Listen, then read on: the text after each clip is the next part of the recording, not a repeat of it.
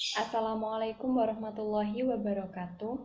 Perkenalkan, nama saya Devi Kutsia, NIM T2017-8037 dari kelas Tadris Biologi 1. Baik, jadi kali ini kita akan membahas mengenai suntik mati. Jadi apa sih suntik mati itu?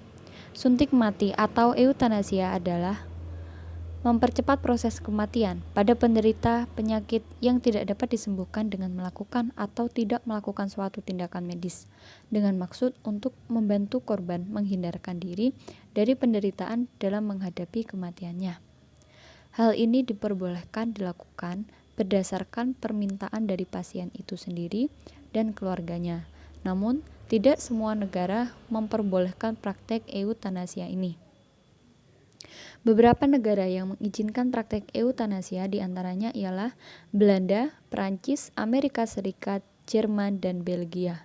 Di Indonesia sendiri, itu tidak memperbolehkan praktek suntik mati karena dianggap tindakan yang melanggar HAM, yang mana hal ini diatur dalam Undang-Undang KUHP pasal 344, kemudian bab 2 pasal 10 Kode Etik Kedokteran nomor 434-Menkes-SK-10 tahun 1983 dan Fatwa MUI.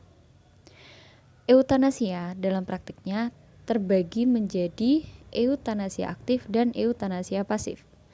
Eutanasia aktif itu adalah perbuatan yang dilakukan secara aktif oleh dokter untuk mengakhiri hidup seorang pasien yang dilakukan secara medis. Biasanya dilakukan dengan menggunakan obat-obatan yang bekerja cepat dan mematikan. Sedangkan eutanasia pasif merupakan suatu tindakan dokter yang dilakukan secara sengaja tidak memberikan bantuan medis terhadap pasien untuk dapat memperpanjang hidupnya. Selanjutnya, bentuk aplikasi dari tindakan eutanasia dalam kehidupan itu contohnya seperti: yang pertama, kasus pengajuan permohonan suntik mati oleh Ahmad Muntholib karena istrinya yang bernama Humaidah telah mengalami koma selama 5 tahun di RSUD Panglima Sebaya, Tanah Grukut, Kabupaten Pasir, Kalimantan Timur.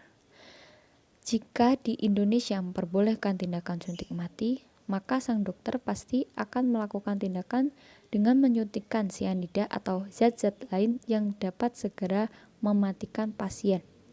Tindakan ini disebut dengan eutanasia aktif. Kemudian untuk pengaplikasian eutanasia pasif itu contohnya seperti yang terjadi di beberapa negara yang melegalkan praktek eutanasia. Pada pasien yang menderita kanker ganas atau HIV yang sudah tidak memiliki harapan untuk dapat disembuhkan lagi, dokter dapat menghentikan seluruh tindakan medis seperti mencabut alat bantu makan dan bernafas, menghentikan terapi, dan tidak memberikan obat-obatan pada pasien sama sekali, yang mana hal tersebut berdasarkan permintaan dari pasien dan keluarga yang bersangkutan, guna mempercepat kematiannya. Selain itu, contoh tindakan eutanasia pasif yaitu dokter tidak melakukan tindakan operasi karena melihat kemungkinan hidup dan sembuh pasien tersebut sangat kecil. Selanjutnya, korelasi dalam kajian Islam yang membahas mengenai eutanasia berkaitan dengan dalil-dalil tentang dilarangnya pembunuhan, baik kepada orang lain maupun diri sendiri. Nah, untuk beberapa dalil tersebut diantaranya ialah yang pertama, Surah Al-Isra ayat 33. Kemudian yang kedua, Surah An-Nisa ayat 29. Yang ketiga, Surah Al-Ma'idah ayat 32. Yang keempat, Surah Al-Isra ayat 31. Yang kelima, Surah An-Nisa ayat 92. Dan yang terakhir, hadis Rasulullah yang diriwayatkan dari Jundub ibnu Abdillah, yang mana beliau mengatakan bahwasanya Rasulullah Shallallahu Alaihi Wasallam bersabda, pada zaman sebelum kamu terdapat seorang laki-laki yang terkena luka di tangannya. Ia merasa kesal karena tidak sembuh-sembuh. Lalu ia mengambil pisau dan memotong tangannya yang terluka itu. Terjadilah pendarahan sampai ia mati. Allah lalu berfirman, hambaku mendahului takdirku terhadap jiwanya, maka kuharamkan baginya masuk surga. Hadis riwayat Imam Al-Bukhari. Sekian penjelasan mengenai materi suntik mati atau eutanasia. Semoga bermanfaat. Wassalamualaikum warahmatullahi wabarakatuh.